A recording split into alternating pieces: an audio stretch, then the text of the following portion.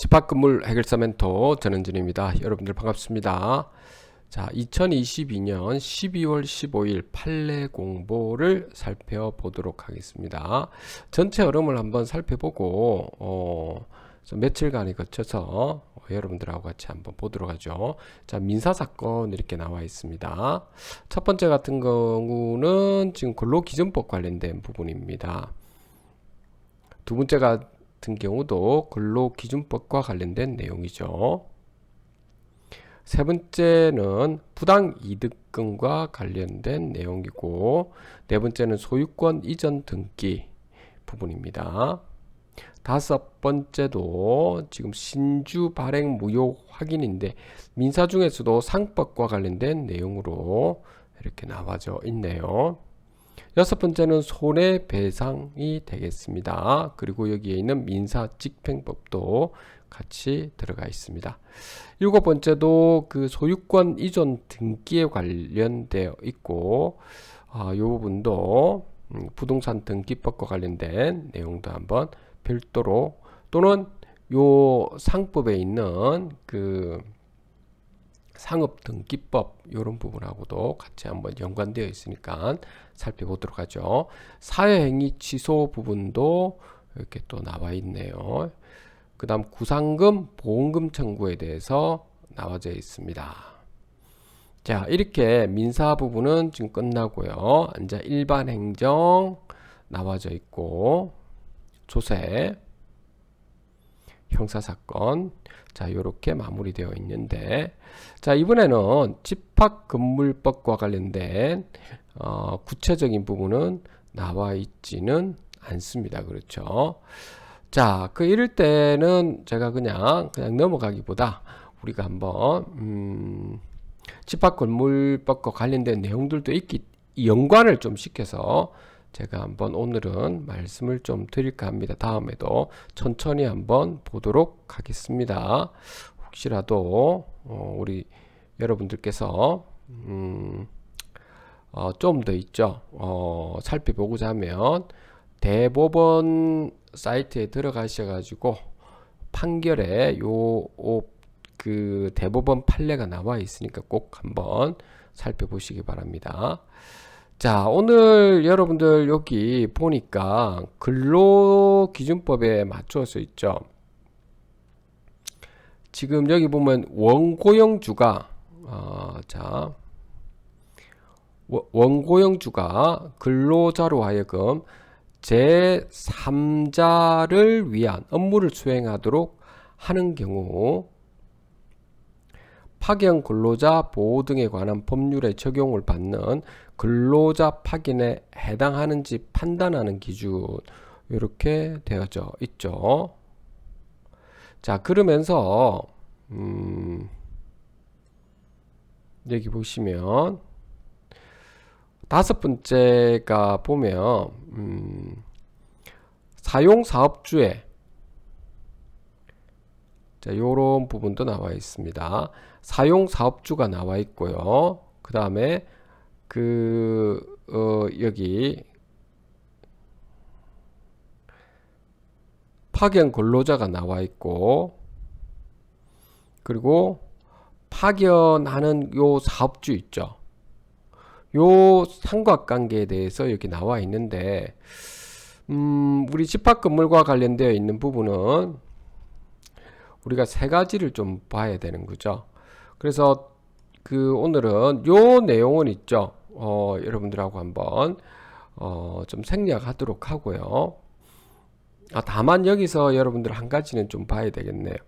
확인의 소라고 하는 것은 여러분들 반드시 아셔야 될 것은 확인의 이익이 있어야 된다는 겁니다. 이익이 있어야 되죠. 그것이 확인의 소를 이렇게 하는 거죠. 무효 확인의 소도 이익이 있어야 되는데, 당사자의 권리 또는 법률상의 지위에 현존하는 불안이라든지 위험이 지금 반드시 있어야 한다는 것이 첫 번째 조건이고요.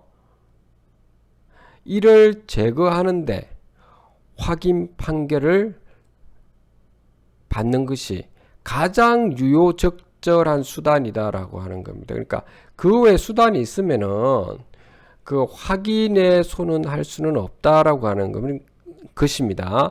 그런데 대부분 여러분들 확인의 손은 함부로 하시면 안 됩니다. 어떤 경우에는 보면 주차장 무효 확인의 소라든지 이런 것들이 꼭 필요한 경우가 있기는 합니다만은 그렇지 않는 경우도 많죠. 뭐냐면 요 두 번째 걸리는 경우가 있다는 겁니다. 확인 판결을 받는 것이 가장 유효한 적절한 수단인가라고 하는 부분입니다. 그렇지 않을 수도 있다는 거죠. 그 외에 여러분들이 별도로 있죠. 방해금지 가처분이라든지 또는 또 다른 방법으로 부당이득금 반환이라든지 여러가지 청구를 할 수 있음에도 불구하고 확인해소로 들어가는 것이죠. 이런 것은 적절한 방법이 아니고, 첫 번째도 불안 위험이 있다라고는 할 수는 없죠. 그런 부분을 여러분들 조금 더 한번 살펴보아야 될 것 같습니다. 자, 오늘 여러분들하고 지금 여기 딱히 있어 보이지는 않아도 제가 여기다가 한번 적어 볼까요? 아까 전에 우리가 지금 봐야 될 부분이 이게 파견이라고 지금 되어져 있죠. 그렇죠? 파견. 자, 요 부분인데요. 우리 집합 건물과 관련돼 가지고 좀 보려고 합니다. 파견, 도급 계약, 그 다음에 위임 계약. 이렇게 우리가 이 세 가지를 우리가 좀 살펴보아야 되리라고 봅니다. 자, 파견하는 부분은 있죠. 여기에 그 사업 주체가 있습니다. 사업 주체가 있는 거고, 요 사업 주체에서 요 사업 주체에서 여기에 있는 그 파견 사업주가 있을 거 아닙니까? 파견 이렇게 사업 주체라고 하겠습니다. 자, 그리고 요 파견 사업 주체에서 있죠. 근로자를 요 사업 주체자로 근로하도록 이렇게 맡긴다는 겁니다. 자, 요 삼각관계는 있죠. 요 근로자가 되겠습니다. 그런데 요 근로자가 임금은 물론 여기에 있는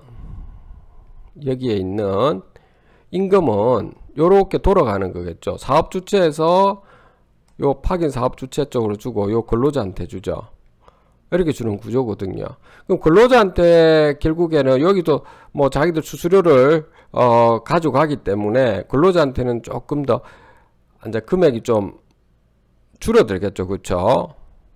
그렇다 하더라도 자, 여기 핵심은 뭐냐면 이 근로자와 사업 주체 사이에서 사업 주체가 뭘 한다는 겁니까? 지휘하고 통제 감시는 하는 거는 사업 주체에서 한다는 겁니다. 자, 이 부분이 파견에 대한 계약이 된다는 겁니다. 파견에 대한 계약. 자, 그리고 이 파견 계약은 최대 2년까지만 가능하게 됩니다. 사업 주체에서는 그 이상으로 하게 되면 이 사업 주체의 그 근로자로서 정식 직원으로 들어가게 됩니다. 자, 참고적으로 여러분들이 이렇게 보시면 되고요. 그 파견에 관련돼 가지고 하는 경우는 큰 프로젝트를 할 때 있죠. 주로 하죠. 그러니까 아웃소싱이라고 우리가 보통 이야기하잖아요. 그렇죠? 그럴 때 좀 사용하는 거죠. 이게 뭐냐면 조금 더 한번 살펴보면 예를 들어서 우리가 그 삼성이라는 회사가 있다고 합시다. 요 삼성에서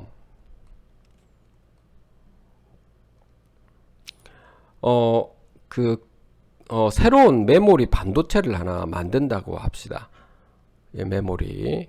그러면 이 반도체를 새로운 메모리 반도체를 만들기 위해 가지고 있죠.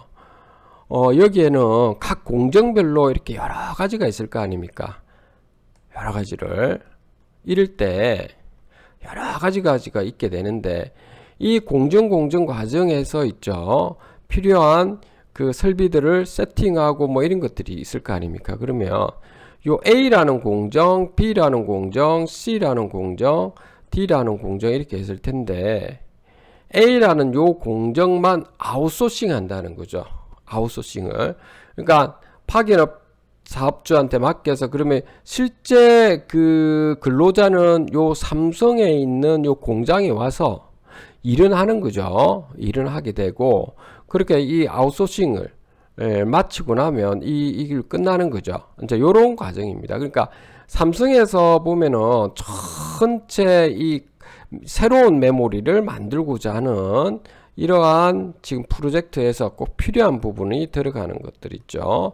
아웃소싱을 좀 맡기는 이런 형태가 되겠습니다. 어떨 때는 요것이 도급으로도 하는 경우도 있고요. 자, 도급 두 번째 한번 들어가 보도록 하죠. 자, 그런데 우리 집합근무라고는 어떤 관계에 있는가도 제가 말씀드리겠습니다, 여러분들. 자, 요걸 조금 이렇게 하겠습니다. 색깔을 좀 바꿀게요.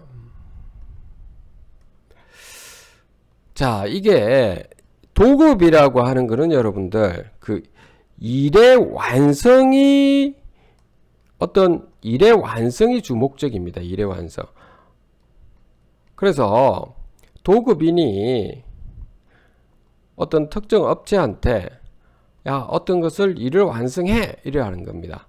그러면 일을 완성을 하면 거기에 따른 도급인이 이 수급인한테 돈을 준다는 겁니다. 예를 들어서 빌딩을 완성해요 라고 하는 겁니다. 그럼 빌딩 완성하는데 내가 200억을 주겠다라고 하는 겁니다. 그 일의 완성까지, 그 일의 완성을 제대로 못하면 페널티를 주고 뭐 이렇게 들어가는 거고요. 그 빌딩을 예를 들어서 이렇게 완성을 했다. 200억이다. 200억까지 딱 책정했다. 그러면 이 수급인, 즉 시공사는 있죠. 인력을 뭐 100명을 들이든 뭐 200명을 들이든 뭐 50명을 들이든 장비를 어떤 장비를 사용하든 이런 거에 대해서는 도급인은 관여하지 않는다는 겁니다. 그리고 자기들이 이 시공사가 이런 걸 알아서 다 해가지고 일단 빌딩을 있죠. 20층짜리 빌딩을 예를 들어서 다 제대로 이 설계한 대로 만약에 이 건물을 딱 지었다면 다 지었는데 예를 들어서 뭐 아주 50억밖에 안 들었다 하더라도 도급인이 200억으로 이렇게 지금 계약을 했기 때문에 도급 계약을 200억 주면 되는 겁니다. 그러면 나머지 150억은 알아서 시공사가 먹으면 되는 거예요. 그러니까 자기들이 그냥 수익을 내면 된다는 겁니다. 자, 어떤 상황인 줄 아시겠죠, 요거. 자, 일의 완성의 목표를 둔다는 겁니다. 따라서, 자, 이 부분이 있죠. 여러분들 굉장히 중요한 부분인데요. 이 부분이 우리나라에서 조금 많이 문제점이 발생하고 있는데, 여러분들의 집합 건물에서 보면 도급 계약, 건물 관리에 대해 도급 계약을 하면 안 되는 이유가 바로 이런 데 있다는 겁니다.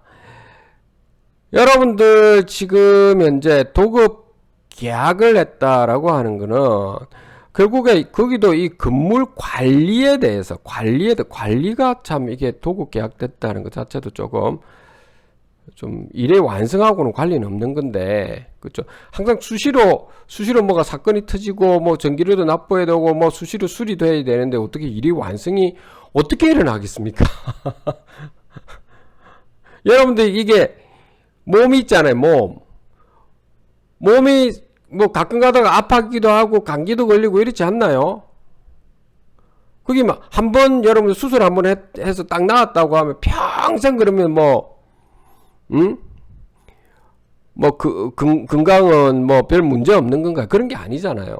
이 건물도 그런 형태임에도 불구하고 도급 계약을 했다는 말은 이게 문제라는 겁니다. 이 도급 계약했다는 말은 그러면 어떤 겁니까? 결국에 이 지금 수임인, 즉 관리업체에게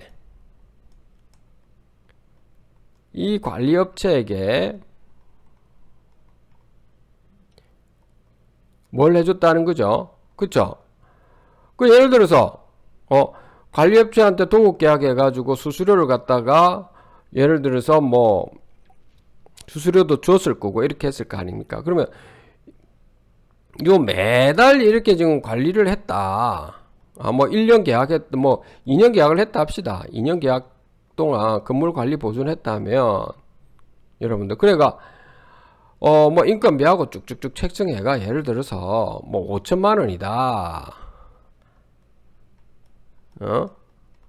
매달 뭐 인건비하고 막 이거 지금 아니면 2천만 원이다 3천만 원이다 이렇게 들었다 하면 이 관리업체가 알아서 있죠. 막 5천만 원 안 들고 인력은 뭐 자기들이 알아서 세팅 잘 해가지고 2천만 원만 사실은 들어갈 수도 있다고요.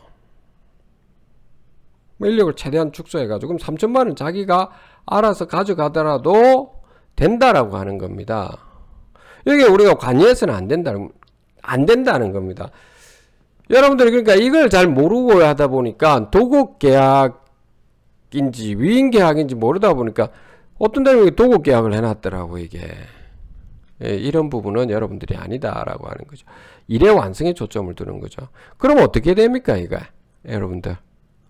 그쵸? 요거는 색깔을 요것도 조금 바꿔볼게요. 아까 제가 말했듯이 건물 같은 경우는 아까 건물을 짓는 거하고 달리 계속 관리를 해줘야 되잖아요. 수리하고. 그렇기 때문에 이 건물에 대한 사무 처리를 위임하는 거죠. 위임하는 계약을 해야 되죠. 위임 계약. 그렇기 때문에 이 건물이 부서지든 뭐 전기료 나가고 뭐가 이것저것 있든 뭐 인력 투입은 수시로 바뀔 수 있죠. 처음에는 인력이 예를 들어서 관리소장부터 해서 시설팀, 뭐 미화팀, 뭐 보안팀, 뭐 주차 관리하는 팀 이런 부분이 인력이 처음에는 좀 많았다고 합시다. 그런데 시간이 지나면서 자동화가 들어오고 이러면서 이제 인력이 좀 필요 없어지는 경우도 있잖아요. 그러면 사무 처리만 이렇게 맡아서 한 것이기 때문에 인력이 축소되면 여기 사무 처리에서 요 비용이 선납으로 우리 누가 하는 거죠? 그쵸? 누가 합니까? 요거를 우리 관리단에서 선납을 하잖아요. 관리단에서. 우리 입점주하고 소유자분들한테 받아가지고 관리비를 받아서 요거 사무 처리하고 남는 돈은 만약에 처리하고 남는 돈은 누가 가져간다는 거죠? 관리단으로 귀속된다 이겁니다. 이게 위임계약. 이게 정상적인 거잖아요, 여러분들. 이 정상적인 거잖아요, 정상적인 거. 그러니까 아직까지 여러분들 요런 부분이 정확하게 안 돼 있다 보니까 이게 다들 보니까 참 이게 도급 계약을 좀 많이 했던데 그렇다고 해서 이게 어떤 그 관리업체가 잘못됐다 이런 게 아닙니다. 그 계약을 뭐 하고 하는 거는 그 업체가 다 책임지겠다 하고 한 것이지만 여러분들께서 있죠 관리단 입장에서는 이런 걸 좀 알고 되도록 위임 계약을 해서 인력은 점점 늘 수도 있고 줄일 수도 있고 이런 거잖아요. 그러니까 위임 계약을 하셔야 되는 것이 본질이라고 하는 겁니다. 아셨죠? 좀 그런 부분을 정확하게 하셔야 된다는 겁니다. 그래서 여기서도 보면 여기서는 파견에 대해서 나와 있습니다. 파견에 대해 한번 좀 보도록 하겠습니다. 그러니까 빨리 보고 오늘 마치도록 할게요. 자, 확인해소 있죠. 확인해소는 확인의 이익이 인정되기 위한 요건 아까 말씀드렸고요. 원고용주가 근로자로 하여금 제3자를 위한 업무를 수행하도록 한 경우에 파견 근로자 보호 등에 관한 법률에 적용을 받는 근로자 파견에 해당하는지 판단하는 기준 해놨는데 요거는 여러분들 판단하는 기준 아까 형식이 아니고 아까 제가 말씀드렸던 그런 관계 있죠. 사용하고자 하는 그 주체 사업자에 있죠.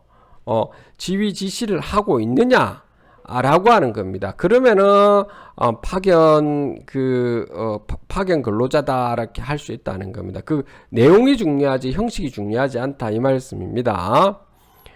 그 세 번째는 자동차 등을 생산 판매하는 갑 주식회사와 업무 위탁 계약을 체결한 사내 협력업체의 소속 근로자로서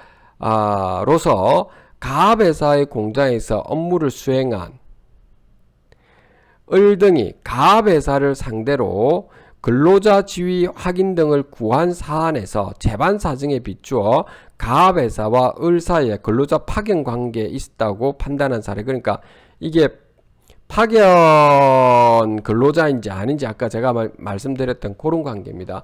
우리 집합 건물은 이런 경우는 아닙니다. 파견 근로가 아니고 우리는 뭘 했습니까? 위임 계약을 하는 그런 사항이죠. 어떤 사항인 줄 아시겠죠? 그러면 이게 약간은 여러분들 중에서 아마 이런 생각을 하실 수 있을 겁니다. 아니, 우리도 관리단에서 여기 있는 관리소장부터 해서 직원분들에 대해서 지휘 통제 감시 물론 하죠. 물론 하긴 하는데 아까 다른 점이 뭐였습니까? 파견은 도급에 가까운 겁니다. 도급에 가깝게 일의 완성에 대해서 들어가는 건 맞아요. 일의 완성에 대해서 딱 맞춰서 들어가는데 인력에 대해서 감시 감독권을 사용 주체 사업주에서 한다는 거고요. 우리는 그런 게 아니고 어떤 특정한 부분을 사무 처리하게 만드는 거죠. 예를 들어 전기료 납부해라, 뭘 납부해라 하는 거 있잖아요. 우리가 건물 전체 전기료 납부하는 거는 사실은 요 입점주분들과 공실의 소유자분들이 납부해야 되는 거는 맞는데 한전에 그것을 우리가 관리업체와 위임 계약을 해서 거기에 있는 직원들이 사무 처리해서 우리가 준 선납 비용으로 납부해라 이거잖아요. 차이점 아시겠죠? 지휘 감독권을 가지고 있다 하더라도 아까하고 다르게 일의 완성의 목표를 두는 건 아닙니다. 파견 도급은 일의 완성의 부분에 이렇게 들어간 거고 우리 위임계약 사무 처리 부분에 관여되어 있는 겁니다. 그 점만 정확하게 여러분들이 알고 있으면 구별이 되실 거라 봅니다.